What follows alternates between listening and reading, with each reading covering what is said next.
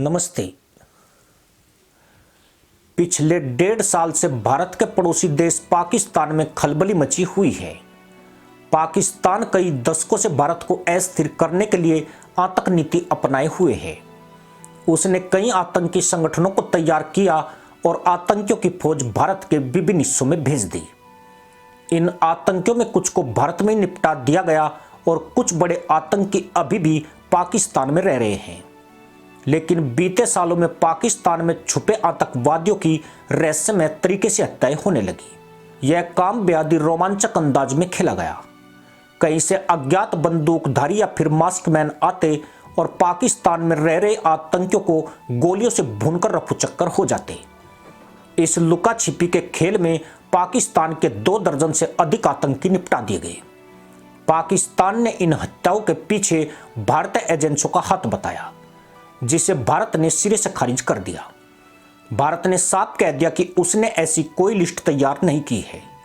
वहीं पाकिस्तान आरोपों को थोपने के अलावा कोई सबूत पेश नहीं कर सका। लेकिन इसी बीच एक ऐसी खबर ने लोगों को चौंका दिया जब पाकिस्तानी एजेंसियों द्वारा घर में ही सफाई अभियान चलाने का मामला सामने आया। हाल के 3 महीनों में पाकिस्तान की एजेंसियों ने 3 दर्जन से ज्यादा ऐसे तत्वों को हिरासत में लिया जिन पर आरोप है कि वो भारत के लिए जासूसी कर रहे थे। इनमें अफगानिस्तान के कई नागरिकों समेत सिंध पीओके, खैबर पख्तूनख्वा और बलूचिस्तान से पकड़े गए कई संदिग्ध हैं। दरअसल पिछले 8 से 10 सालों में पाकिस्तान में भारत का खुफिया तंत्र काफी शक्तिशाली होकर उभरा है। एक वक्त था जब भारत के अधिकारी पाकिस्तान में जासूस के रूप में पोस्टिंग नहीं चाहते थे, लेकिन मदरसा मुल्क में आंतरिक विद्रोह ने वहां ऐसे हालात बना दिए कि भारतीय एजेंसियों को यहां पर पैर जमाने का मौका मिल गया। पाकिस्तान ने खुद स्वीकार किया कि भारतीय खुफिया एजेंसी रो अब बेहद ताकतवर हो चुकी है और उसने पाकिस्तान के कोने कोने में अपनी पैठ बना ली है। कोने कोने से तात्पर्य यही है कि रो के एजेंट पाकिस्तान के हर डिपार्टमेंट में घुसे हुए हैं। उनके पास आधुनिक तकनीक के चलते उन्हें पकड़ पाना आईएसआई के लिए टेढ़ी खीर है।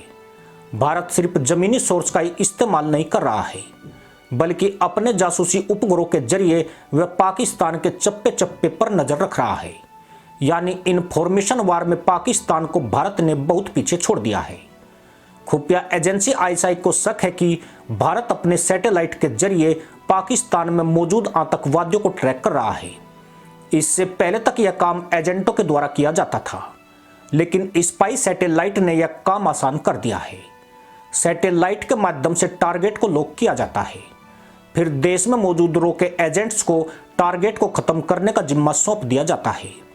सिर्फ इतना ही नहीं, टारगेट को खत्म करने के बाद एजेंट्स को भगाने में भी सैटेलाइट की मदद ली जाती है और उन्हें घटना स्थल से सेफ निकाल लिया जाता है।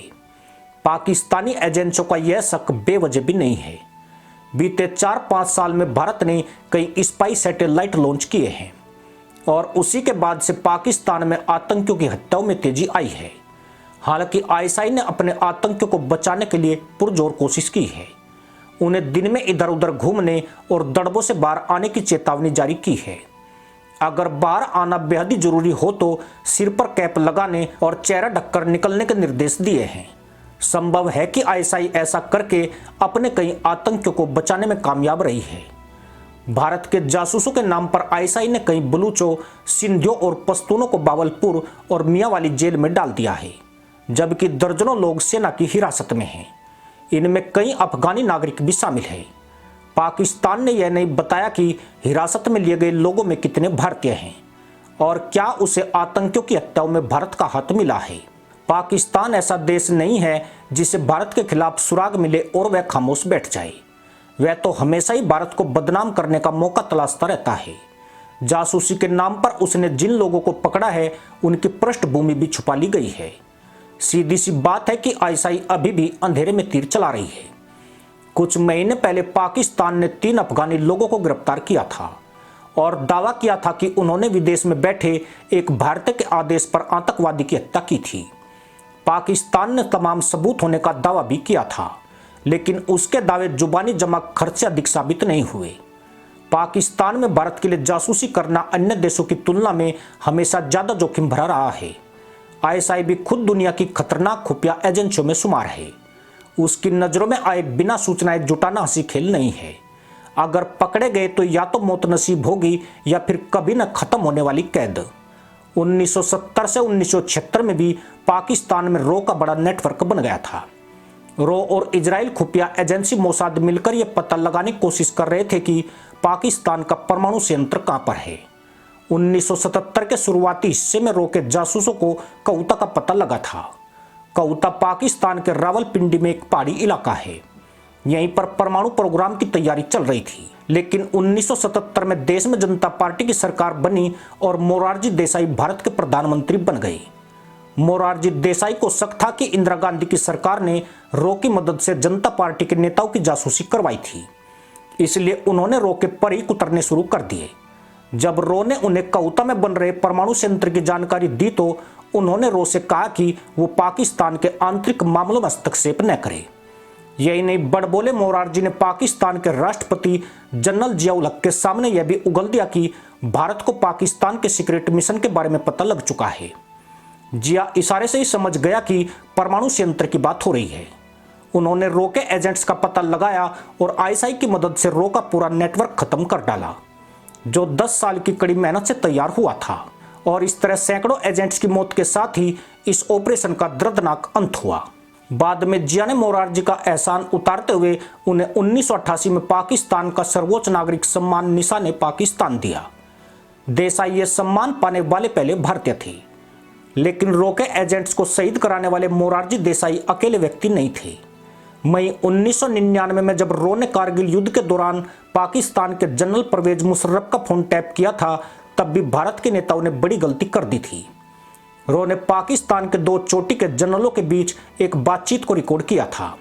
इनमें जनरल परवेज मुशर्रफ और जनरल अजीज शामिल थे। मुशर्रफ की बातचीत को रिकॉर्ड करना भारतीय इंटेलिजेंस की बड़ी उपलब्धि थी। लेकिन भारत ने जून 1999 में एक संवाददाता सम्मेलन में इन टेपों को सार्वजनिक कर दिया। यही नहीं, मुशर्रफ द्वारा कारगिल युद्ध की योजना वाले इन टेपों की कापियां बनवाई गई और दिल्ली स्थित विदेशी दूतावासों को भेजी गई। इन टेपों में इस्लामाबाद की तरफ से आवाज ज्यादा साफ थी। इसका स्पष्ट मतलब यही था कि स्रोत इस्लामाबाद रहा होगा और वो गुमनाम देशभक्त मुशर्रफ के दफ्तर में बेहद अहम ओहदे पर होगा। इसके बाद पाकिस्तान में रो के एजेंट के साथ क्या गुजरी, देश को बिल्कुल खबर नहीं है। कहते हैं कि टेपों के सार्वजनिक होने के बाद भारत को खुफिया सूचनाएं मिलना बंद हो गई। पाकिस्तान ने एक बार फिर भारतीय नेताओं की बेवकूफ़ी का फायदा उठाकर रो का नेटवर्क तहस नहस कर दिया। हालांकि इस बात को नकारा नहीं जा सकता कि इन टेपों को सार्वजनिक करने की वजह से ही दुनिया का पाकिस्तान पर दबाव बढ़ गया और उसे कारगिल से अपने सैनिक हटाने पड़े। पर मोदी सरकार में ऐसी गलती और बड़बोलेपन की कोई जगह नहीं है। देश अपनी गलतियों से सबक सीख चुका है। पाकिस्तान से इंफॉर्मेशन वार अब पहले से ज्यादा चुनौतीपूर्ण और नपातुला है। यही वजह है कि पाकिस्तान की खुफिया एजेंसी तशरीफ तक जोर लगाने के बाद भी भारत के खिलाफ कोई सबूत नहीं जुटा सकी। साथ ही देश उन लोगों को सैल्यूट करता है जिनका नाम जानते हैं और ना ही उन्हें पहचानते हैं। ये मुट्ठी भर लोग अपनी पूरी जिंदगी अपने वतन के नाम कर देते हैं, यह जानते हुए कि इस सफर के अंत में ना उन्हें नाम मिलेगा और ना ही सम्मान मिलेगा। यहाँ तक कि उनकी मौत के बाद उन्हें 2 गज जमीन तक नसीब नहीं होगी। इसी के साथ अनुमति दोस्तों, जय हिंद, वंदे मातरम।